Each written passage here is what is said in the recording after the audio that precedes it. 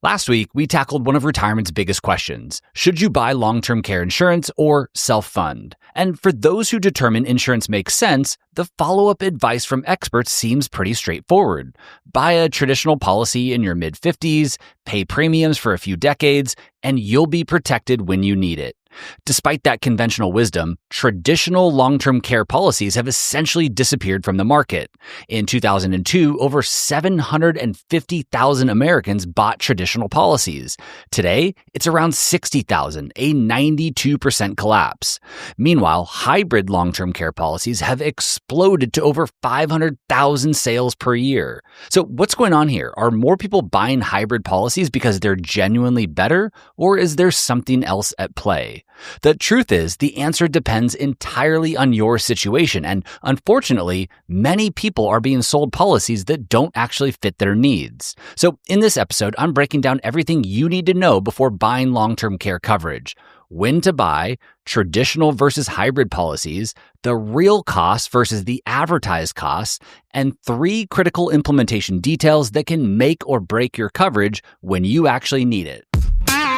Welcome to another episode of the Stay Wealthy Retirement Show. I'm your host, Taylor Schulte, and every week I tackle the most important financial topics to help you stay wealthy in retirement. And now, on to the episode.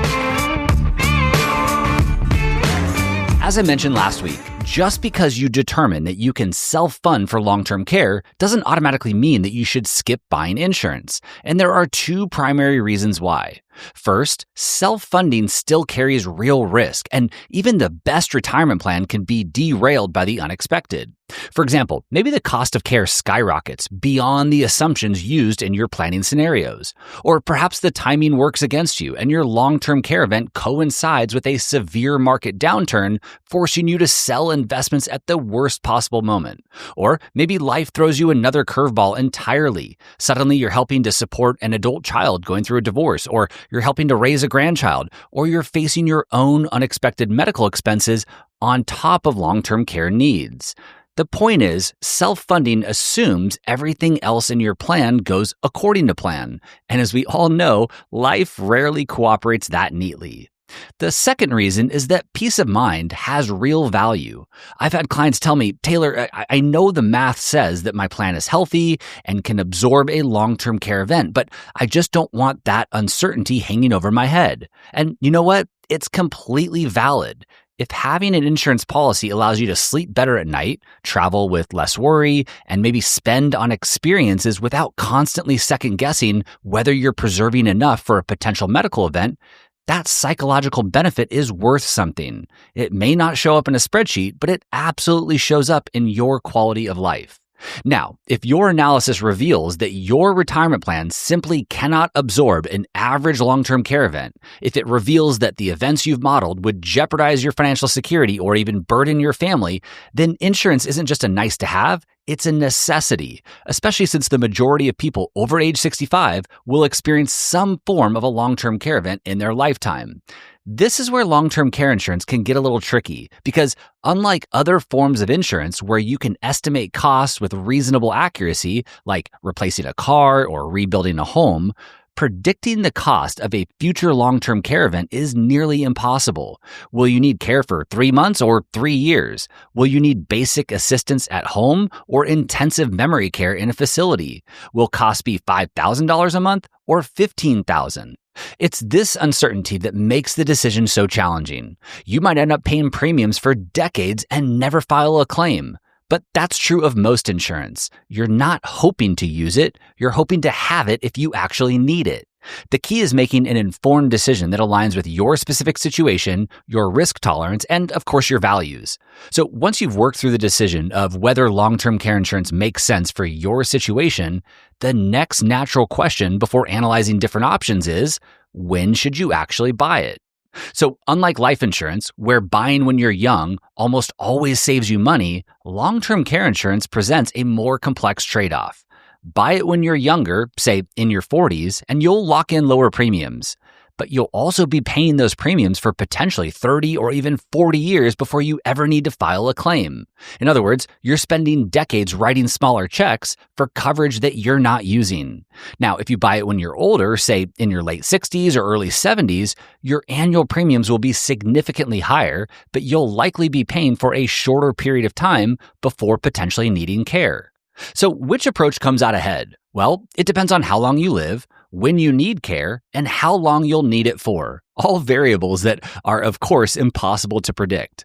But according to a comprehensive Genworth study, the sweet spot is typically around age 55 for married couples and ages 60 to 65 for single individuals. The study found that these ages offer the best balance of affordable premiums and adequate coverage. And this sweet spot actually happens to reflect the purchasing behavior of people fairly accurately. According to the 2020 Milliman Long-Term Care Insurance Survey, the average age long-term care insurance policies are purchased is 58 years old, so right in the middle of those recommended ranges shared by Genworth. But age is not the only factor to consider. There are 3 additional considerations that often get overlooked. First, health matters more than age. Long-term care insurance requires medical underwriting. If you're 53 and healthy, you'll get better rates than someone who's 53 with, let's say, diabetes. Once certain conditions develop, you may be denied coverage entirely or face significantly higher premiums. Second, it's important to consider family health history. If high blood pressure, heart disease, dementia, or other conditions requiring long-term care run in your family, buying earlier locks in coverage before symptoms potentially develop. And then lastly, third, you'll want to evaluate financial flexibility. Because if buying a policy today means sacrificing retirement contributions or emergency savings accounts, it might be worth waiting until your financial picture improves. To summarize, if you're approaching or in your mid to late 50s, you're healthy, and you can comfortably afford the premiums, that's likely your optimal window to start shopping. But remember, there's no universal perfect age. Your ideal timing depends on your unique health situation, financial picture, and family circumstances. Okay, so far we've covered how to determine whether long-term care insurance makes sense for your situation and when to start shopping around if you've determined that you need or want insurance. So let's now break down what you'll actually be shopping for, i.e., what sort of options are available to you in the long-term care insurance marketplace and the pros and cons of each. In short, there are 2 main types of long-term care insurance: traditional, aka standalone policies, and hybrid policies. Let's start with the first one, a traditional long-term care policy. Think of this policy type like your auto insurance. You pay a monthly or annual premium for a specific amount of coverage, and if you need care, the policy pays out up to your coverage limit. And just like auto insurance, there are 2 characteristics that can make some people uncomfortable. First, premiums can increase over time. While rate increases by the insurance company do require state approval, they do happen, and sometimes by a significant amount. The second reason people hesitate is that it's use it or lose it coverage. In other words, if you never need long-term care, you've paid premiums for years or even decades with nothing to show for it. But that's the nature of insurance, and it can certainly be a tough pill to swallow when premiums often run into the thousands of dollars per year. Speaking of costs, here's something critical that often gets missed in these discussions. The numbers and quotes that you'll find online are usually misleading. For example, you'll see articles from reputable sources claiming that the average 55-year-old pays around $1,000 to $2,000 per year for a traditional policy with about $165,000 in total benefits. And technically, that's true. Those policies do exist. However, those figures are based on bare bones policies that most financial planners would not recommend. And that's because these online estimates typically don't include the following. First, inflation protection, which is arguably the most important feature since care costs will almost certainly be higher when you need them in 20 or 30 years. They also typically lack an appropriate elimination period. This is the period of time that you have to wait before your insurance benefits kick in. And then lastly, they often lack optimal benefit periods and daily benefit amounts. In other words, these bare bones policies don't typically provide sufficient coverage that actually matches the potential cost of care. When you build a properly structured standalone policy with these essential features, particularly inflation protection, a healthy 55-year-old should expect to pay closer to $3,000 to $6,000 per year for that same $165,000 in coverage, and a healthy 65-year-old might expect to pay somewhere between $4,000 and $8,000 per year. In addition to your gender, age at purchase, and what's actually included in the policy, your health and specific situation will, of course, also affect the actual cost of insurance. Nonetheless, the actual cost of a robust policy that's more suitable for someone who truly needs proper coverage can be more than double what online advertisements and articles often suggest, which is why it's so important to retrieve actual quotes based on a policy designed for your unique situation. Now, before we move on to hybrid policies, let's break down the advantages and trade-offs of traditional or standalone coverage so you can evaluate whether it fits your situation. Specifically, there are three main advantages to consider. First, lower upfront costs. Traditional policies require ongoing premium payments rather than a large lump sum. So if you need long-term care coverage, but you don't have $50,000, $100,000 or more to earmark for a potential future event, a traditional policy with annual premiums of, let's say, $3,000 to $8,000 per year may be more accessible. The second advantage is maximum customization. As I alluded to a few minutes ago, you have complete control over your coverage design with traditional policies. Want a higher daily benefit or a lower elimination period or a specific inflation adjustment? A traditional policy allows you to tailor the policy to match your exact needs and budget, which means you're not forced into a one-size-fits-all solution. Lastly, you typically get more coverage for the premiums you pay when compared to hybrid policies. You might think of traditional policies like term life insurance, fewer bells and whistles than more exotic insurance products, but you maximize your protection dollars spent. For people focused purely on long-term care coverage, this efficiency is an important consideration. So, to recap the advantages of traditional long-term care insurance policies: lower upfront costs, maximum customization, and better coverage per dollar spent.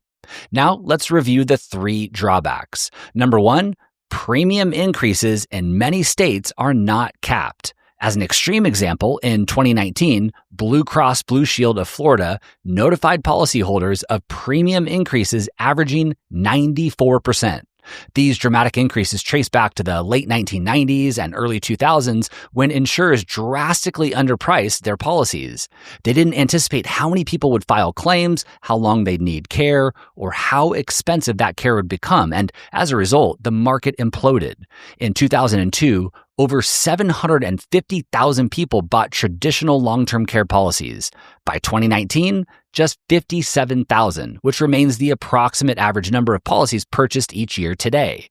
Perhaps insurers have figured out that pricing now, but there's no guarantee that your premiums won't increase substantially over time.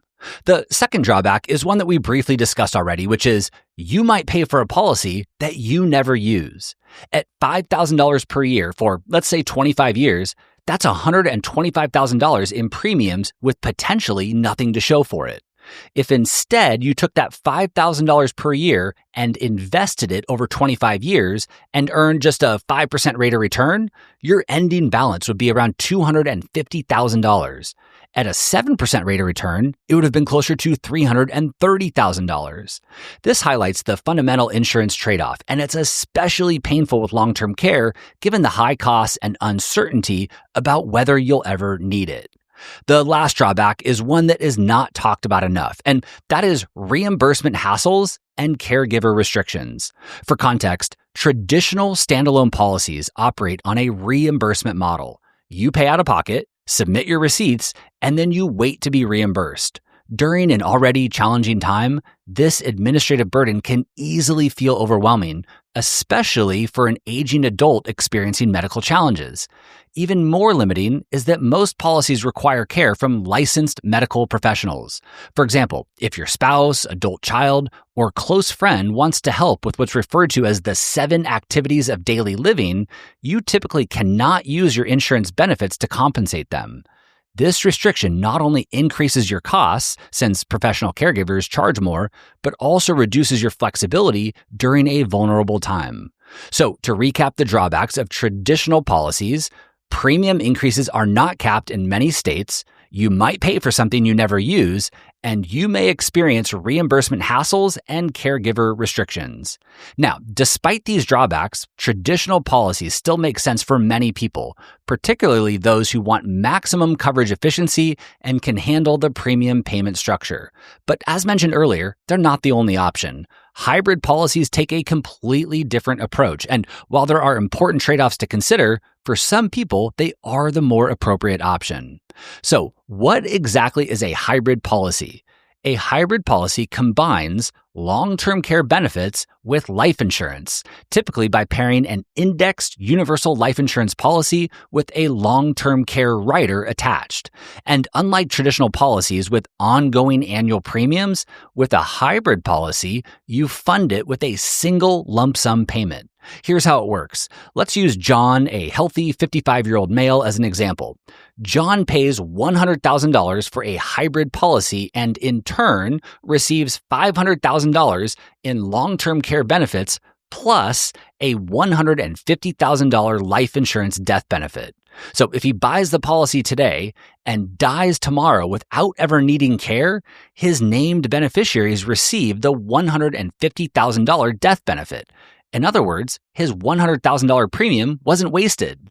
However, if he does end up using the policy for long-term care expenses, that death benefit gets reduced and in some cases can be reduced down to zero. It just depends on the policy. Some policies guarantee a minimum death benefit regardless of care expenses, while others don't. So it's something to evaluate and take into consideration. But the essence of this is that your long-term care benefits are funded in part by the life insurance death benefit. Said another way, the insurance company has done the math across hundreds of thousands, maybe millions of policyholders, and they know that most people will not have catastrophic six-figure care events. So over the long term, the insurance company knows that they'll come out ahead. Now, before we break down the pros and cons of these policies, there are three important things for you to know about hybrid long-term care insurance. First, you can typically get your money back. For example, if you fund a hybrid policy today with, let's say, $100,000, and next year you change your mind and you don't want it anymore, you can often reclaim some or all of your premium. Now, the catch is that your $100,000 will not earn any interest while it's in the insurance company's hands, but this return of premium feature provides an attractive exit strategy. The exact terms, of course, vary by insurer, so be sure to read the fine print and/or work with your trusted advisors before purchasing. Second, these are not free products. I'll say that again. These are not free products. Insurance agents often pitch hybrids as no cost because there's no visible transaction fee, and you can typically get your money back in the future if you change your mind.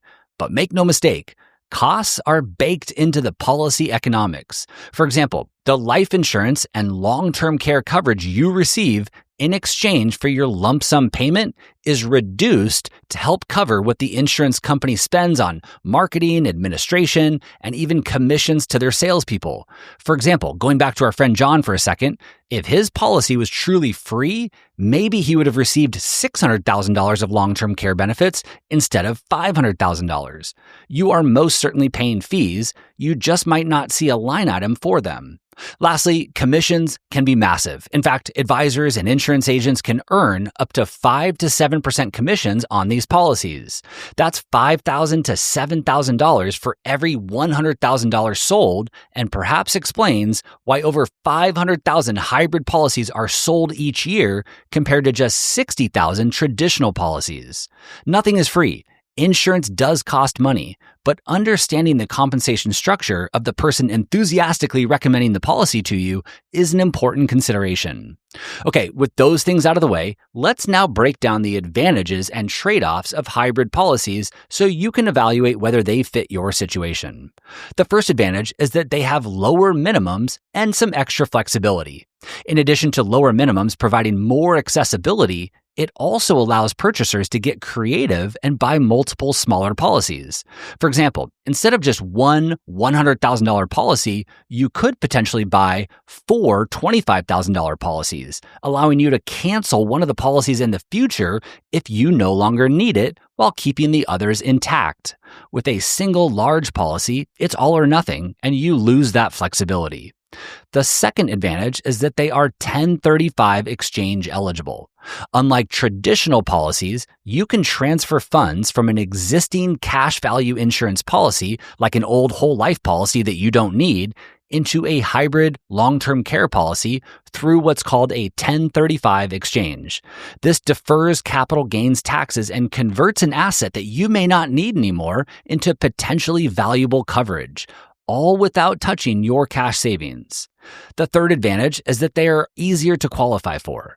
Underwriting is typically less strict than traditional policies, so if you have pre-existing medical issues and are declined for traditional coverage, you may have better luck with a hybrid. The fourth advantage is a big one. Unlike traditional policies that require licensed professionals, many hybrid policies allow you to compensate family members or friends for caregiving. Some insurance companies even skip the reimbursement process entirely and just send you cash to compensate those who are helping. So if you anticipate needing at-home care and you prefer for a loved one to help, this flexibility could significantly reduce costs and mitigate the administrative burden. The last advantage is guaranteed premiums. In other words, your single lump sum premium payment locks in your coverage, and you aren't at risk of future increases like you are with traditional policies. With a hybrid policy, you know exactly what you're paying and exactly what you're getting in return. So to recap the advantages of hybrid policies: lower minimums and improved flexibility, 1035 exchange eligible, easier to qualify, the ability to potentially pay family and friends, and guaranteed premiums. But before you get too excited, let's go ahead and review the drawbacks. The first drawback is that you'll typically receive less coverage per dollar paid. Since you're bundling two products here, life insurance and long-term care, the insurance company is accepting more risk when selling these policies, which means they have to adjust the costs accordingly. Just like buying term insurance and investing the difference is a better deal than buying whole life cash value insurance, a traditional long-term care policy typically provides better coverage value than a hybrid policy. The second drawback is limited customization. For example, elimination periods, the waiting period before your benefits kick in, elimination periods often start at 90 days for hybrid policies. At, let's say, $8,000 per month for care, that's $24,000 out of your pocket before insurance pays a dime. Worse, many hybrid policies don't offer inflation protection riders, which is problematic given rising long-term care costs. The third drawback is the large upfront requirement. Single lump sum premiums of $100,000 to $200,000 are not uncommon to get the coverage you truly need. Not everyone has six figures sitting in cash, and even if you do, investing that money in a separate account earmarked for long-term care over the next 20 to 30 years might generate better results than handing it over to an insurance company. The final drawback is the complexity of these products. These policies are inherently complex, and with a skilled salesperson highlighting the benefits while downplaying limitations, they can often seem like no-brainers. But the devil is in the details, and many buyers don't fully understand what they're purchasing until they try to use it. Hybrid policies serve a purpose, particularly for people who want the money-back guarantee feeling or who have existing life insurance that they can exchange into a policy tax-free. But they're not the superior solution that they're often marketed as. For most people focused on maximizing long-term care coverage, traditional policies typically provide better value despite some of their drawbacks. At the end of the day, the smartest strategy is not necessarily about finding the perfect policy. It's about making sure the plan you choose actually works when it matters most. Whether you go traditional, hybrid, or decide to self-fund entirely, there are three critical details that can make or break your long-term care strategy that I want to share with you before we part ways today. The first is to plan for cognitive decline. When you need your long-term care policy, you'll likely be older, less sharp, and possibly dealing with cognitive decline. Insurance companies excel at creating bureaucratic hoops like endless paperwork, documentation requirements, and back and forth delays. it's not terribly uncommon for policyholders to simply give up and just pay out of pocket. One solution to consider is to hire what's known as a long-term care advocate. Long-term care advocates work with insurance companies on your behalf until all benefits are paid out. If this sounds interesting and useful to you, or perhaps fitting for a loved one in your life, I'll link to 2 advocacy organizations in the episode show notes. One is the Alliance of Professional Health Advocates, and the other is the Professional Patient Advocate Institute. The second important detail to share is to consider only insuring one spouse. Given the cost of long-term care insurance, some couples strategically decide to insure only the female spouse. Why? Because women have longer life expectancies and are far more likely to need care. In fact, women consistently receive about 64% of all long-term care insurance claims every single year. This strategy can help cut insurance costs by up to half while providing substantial protection for your family, and works especially well if you can self-fund for one spouse but need insurance for the other. Just ensure that both spouses understand the risk that if the uninsured spouse needs care first or longer than expected, you'll be paying out of pocket. Lastly, number 3, don't count on Medicare. In a recent Lincoln Financial study, 65% of people said that they would rely on Medicare for their long-term care needs. Medicare covers limited skilled care, short-term home health, and hospice when specific conditions are met. But custodial care, what most people actually need, is not covered. Now, Medicaid, on the other hand, does cover long-term custodial care, but it requires near poverty income and asset levels in order to qualify. To recap these 3 final important details to take into consideration: plan for cognitive decline, consider insuring just one spouse to help reduce costs, and do not count on Medicare. At the end of the day, everyone, and I mean everyone, needs a plan for long-term care. You may still have questions after listening to this week's episode, and that is expected. My goal was not to make you a long-term care expert. It was to educate and inspire action.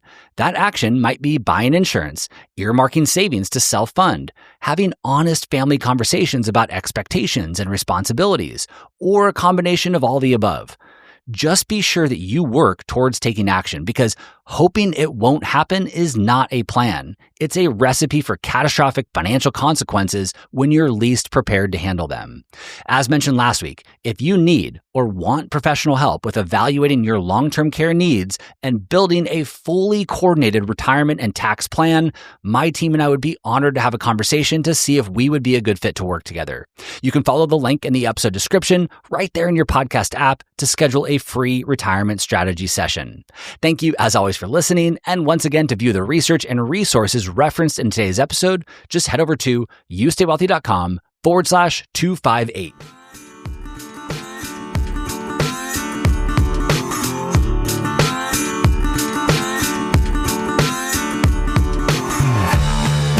This podcast is for informational and entertainment purposes only and should not be relied upon as a basis for investment decisions. This podcast is not engaged in rendering legal, financial, or other professional services.